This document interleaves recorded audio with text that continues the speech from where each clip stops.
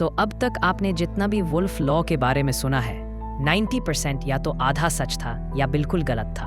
अब किसी ने बोला कि इससे हाइट बढ़ जाती है, किसी ने बोला बस जिम जाओ और बोनस स्ट्रांग हो जाएंगी। लेकिन आज मैं आपको देने वाला हूँ वुल्फ्स लॉ का असली साइंटिफिक और नो नॉनसेंस ब्रेकडाउन, जो कि सच में काम करता है और हर एक बॉडी के अंदर साइलेंटली चल रहा होता है। अगर आप YouTube के हाफ नॉलेज एक्सपर्ट से थक चुके हो तो ये वीडियो आपके लिए गेम चेंजर बनेगी, क्योंकि इस वीडियो को देखने के बाद आपकी हाइट बढ़ने वाली है।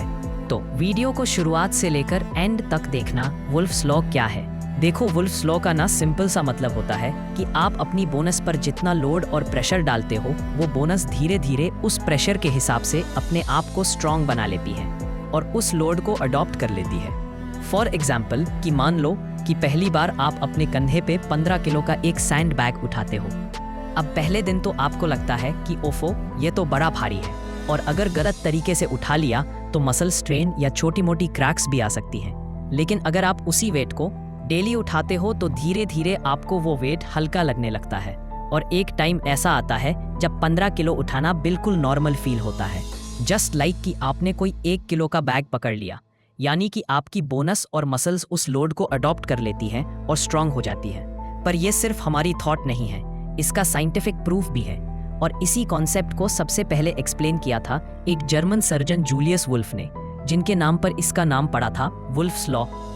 19th सेंचुरी का एक जर्मन सर्जन जूलियस वुल्फ एक शॉकिंग चीज ऑब्जर्व करता है। जिस पेशेंट के बोन फ्रैक्चर होते थे, उनकी बोन ट्रीटमेंट के दौरान और भी स्ट्रांग बन जाती थी, और इसी डिस्कवरी से मेडिकल वर्ल्ड ने एक फंडामेंटल लॉ बना दिया, वुल्फ्स लॉ।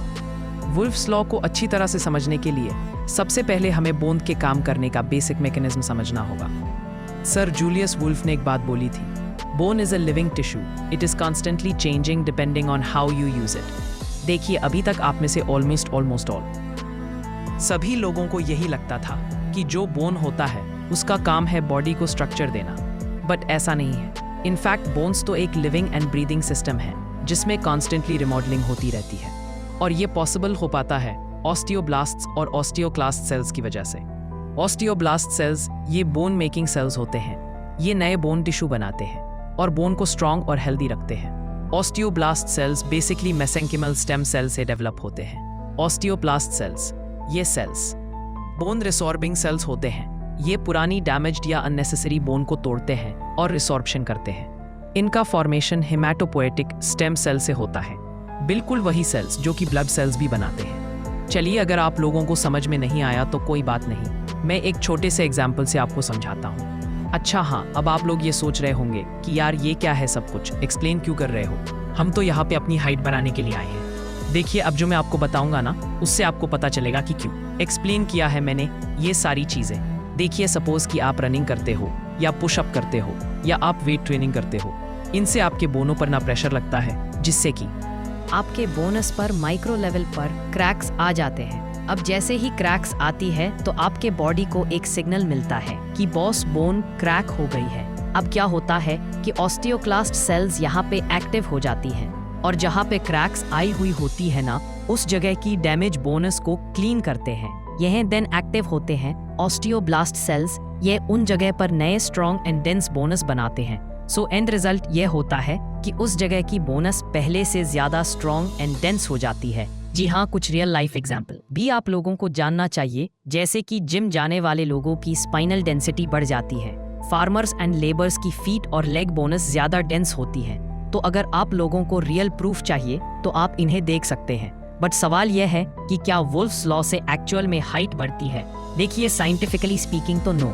देखो, अगर आप लोगों ने मेरी फर्स्ट हाइट वाली वीडियो देखी होगी तो आपको अच्छे से पता होगा कि हाइट कैसे बढ़ती है, बट फिर भी मैं शॉर्ट में एक्सप्लेन कर देता हूँ। देखो, क्या होता है कि आपके बोनस के ना एंड्स पर होते हैं ग्रोथ प्लेट्स, एक शॉर्ट कार्टिलेज जिसमें नए सेल्स बनते हैं, और बोनस लंबी होती है, और इसको कंट्रोल करता है आपके ब्रेन से रिलीज होने वाला growth hormone, that is HGH, और HGH आपके लीवर को सिग्नल देता है, और लीवर बनाता है IGF-1, जो कि डायरेक्टली ग्रोथ प्लेट्स को एक्टिवेट करता है और हाइट बढ़ती है। ऑब्वियस सी बात है, बोनस लंबी होगी तो हाइट बढ़ेगी, लेकिन पूर्ति के बाद ग्रोथ प्लेट्स बंद हो जाती है और हाइट बढ़ना रुक जाती है। बट दिक्कत यह है कि वुल्फ्स लॉ से आपके में कोने ग्रोथ प्लेट में तो कोई चेंजेस नहीं आते हैं, फिर आपकी हाइट कैसे बढ़ सकती है वुल्फ लॉ से? हाँ, मुझे पता है। अब आप में से कई लोग बोलोगे, क्या बात कर रहे हो यार, मैंने तो बहुत सारे YouTube वीडियोस और रील्स में देखा है कि वुल्फ लॉ से हाइट बढ़ जाती है। फिर तुम कैसे कह रहे हो कि वुल्फ लॉ से हाइट नहीं बढ़ती है? समझने की कोशिश करना। एक्चुअली वुल्फ लॉ का डायरेक्ट इम्पैक्ट बोन की लेंथ पर नहीं पड़ता है, बल्कि स्ट्रक्चर और अलाइनमेंट पे पड़ता है। कहने का मतलब ये हुआ कि आपकी हाइट नहीं बढ़ती है, बल्कि आपकी हाइट जो कि कंप्रेस हो गई है due to bad posture like की हंचबैक, फॉरवर्ड हेड या पेल्विक टिल्ट, उस हाइट को रिस्टोर करता है ये वुल्फ लॉ, जिससे कि आपकी हाइट बढ़ जाती है, यानी कि जो आपकी कंप्रेस हाइट थी वो रिस्टोर हो जाती है। एंड इसी हाइट इंक्रीमेंट के कारण लोगों को लगता है कि अरे वाह, मेरी तो हाइट बढ़ गई है, बट एक्चुअल में वो तो उतनी ही थी। रियल हाइट वही थी जो कि बैड पोस्चर के कारण हाइट कंप्रेस्ड हो गई थी।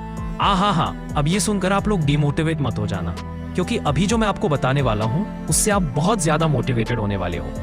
जो आपकी हाइट कंप्रेस्ड हो जाती है वो 2 से 3 सेंटीमीटर नहीं होती है, बल्कि कुछ लोगों में तो ये हाइट 1 से 2 इंच तक कंप्रेस्ड हो जाती है। लाइक कि मान के चलो अभी आपकी हाइट है 5 फुट 5 इंच की और आपका बैड पोस्चर है या स्किनी हो, तो समझ जाओ कि आपकी हाइट 5 फुट 5 इंच नहीं, बल्कि आप 5 फुट 6 इंच या 5 फुट 7 इंच तक के हो सकते हो। अब सोच के देखो, अगर आप इस हाइट को रिस्टोर कर लेते हो तो आपकी हाइट पहले से कितनी ज्यादा टॉलर अपीयर होने वाली है। चलो तो अब बात करते हैं कि वुल्फ्स लॉ के थ्रू आपकी हाइट को रिस्टोर कैसे करें। बट यहाँ पे ना वुल्फ्स लॉ के बाद एक और इम्पोर्टेंट कॉन्सेप्ट को समझना जरूरी है, जिसका नाम है डेविस लॉ।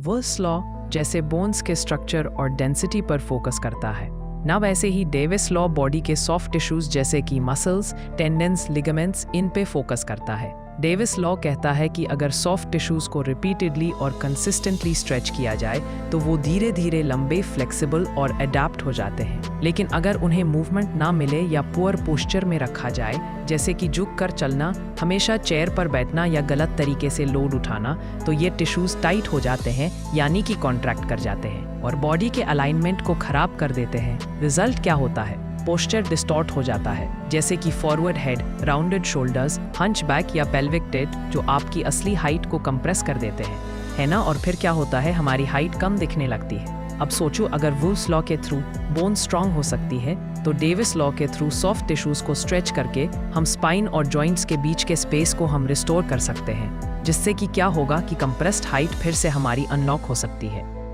प्रोसेस को कहते हैं स्पाइनल डीम्प्रेशन। स्पाइनल डीकम्प्रेशन का मतलब होता है अपनी स्पाइन, जो कि छोटी छोटी वर्ब्रे से बनी होती है, इनके बीच में ना नेचुरल स्पेस वापस लाना। ये क्या एकदम चिपक गए होते हैं? अगर ये थोड़ा थोड़ा खुलेंगे ना, तो आपकी स्पाइन थोड़ी सी लंबी हो जाएगी। क्या होता है कि जब हम लंबे देर तक बैठे रहते हैं या गलत पोस्चर में रहते हैं, तो ये वर्ब्रे एक दूसरे पर दब जाते हैं और उनके बीच ये जेली लाइक जो डिस्क होते हैं ना, ये कंप्रेस्ड हो जाते हैं। बट जब हम bar hanging cobra, stretch bridge pose जैसे स्ट्रेचेस करते हैं, तो वो स्पेस ना फिर से एक्सपैंड होने लगता है और यह डेविस लॉ का मैजिक होता है।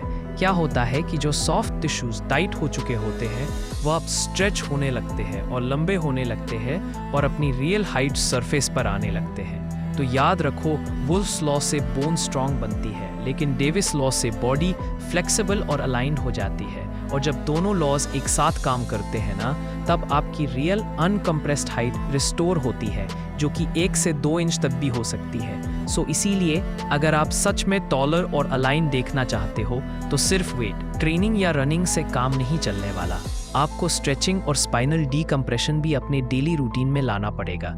अब मोस्टली लोग क्या करते हैं ना कि सिर्फ बोन्स के बारे में बोलते हैं, लेकिन अगर आप रियल ट्रांसफॉर्मेशन चाहते हो तो आपको बोन्स और सॉफ्ट टिश्यूज दोनों को ट्रेन करना होता है, तभी आपकी बॉडी फुल पोटेंशियल पर काम करेगी। वुल्फ्स लॉ और डेविस लॉ दोनों को कंबाइन करो और आपका पोस्चर, हाइट और फ्लेक्सिबिलिटी तीनों में नेचुरल इंप्रूवमेंट दिखने लगेगा। देखो, आप 2 तरह के इम्पैक्ट डाल सकते हो अपने बोन्स पर, एक लो इम्पैक्ट स्ट्रेसेस और दूसरा है high impact stresses.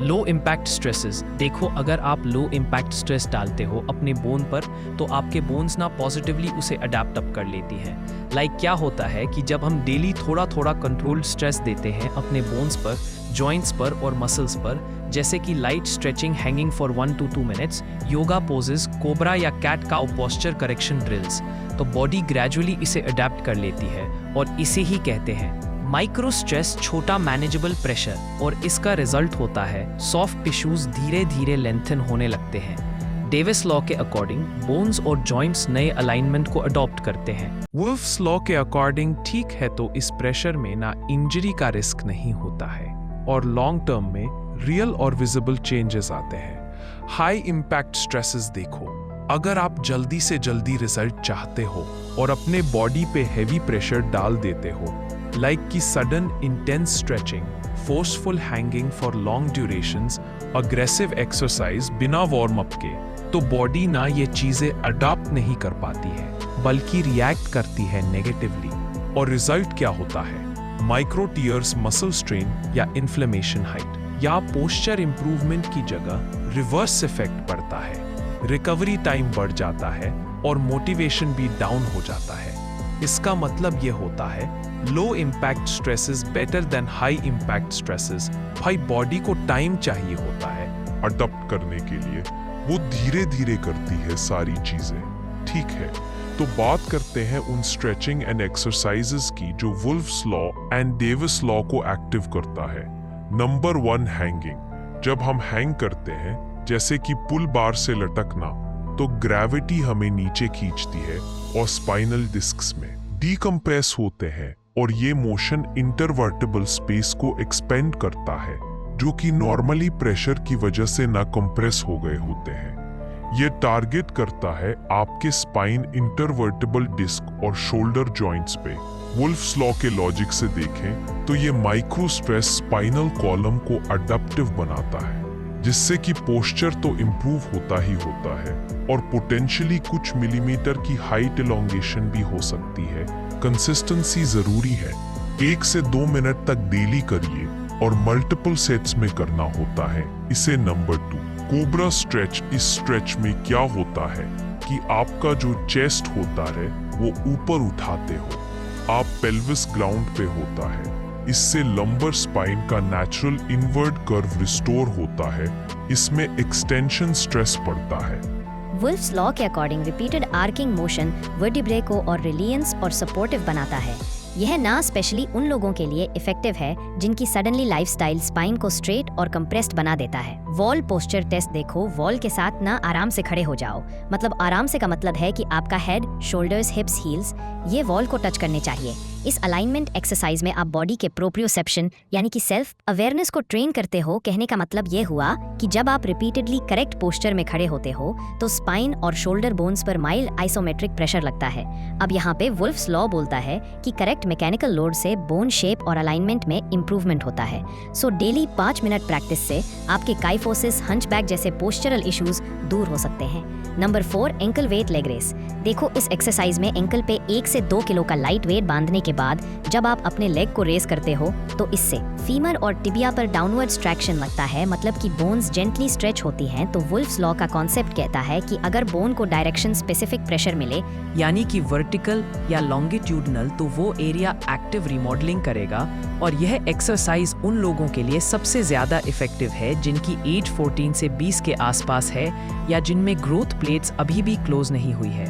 Number 5, Pilates based spinal mobility drills. Pilates drills जैसे कि cat cow spinal roll down, bridge lifts. इसमें क्या होता है कि स्लो कंट्रोल्ड मोशन होता है जिससे कि स्पाइन की segment by segment mobility activate हो जाती है। एंड इस टाइप का movement low impact but precise stress create करता है ऑन वर्टिब्रे और supporting muscles.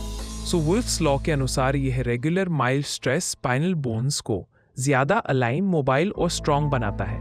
Bones posture improve होता है, कोर स्ट्रेंथन होता है जो इनडायरेक्टली अपीयरेंस और हाइट दोनों को एनहांस करता है। सो ये थी टॉप 5 एक्सरसाइज जिन्हें फॉलो करके आप अच्छा खासा रिजल्ट पा सकते हो अपनी हाइट पर। बट यहाँ पे ना एक कंडीशन है, आपको कंसिस्टेंटली फॉलो करनी होंगी ये एक्सरसाइजेस।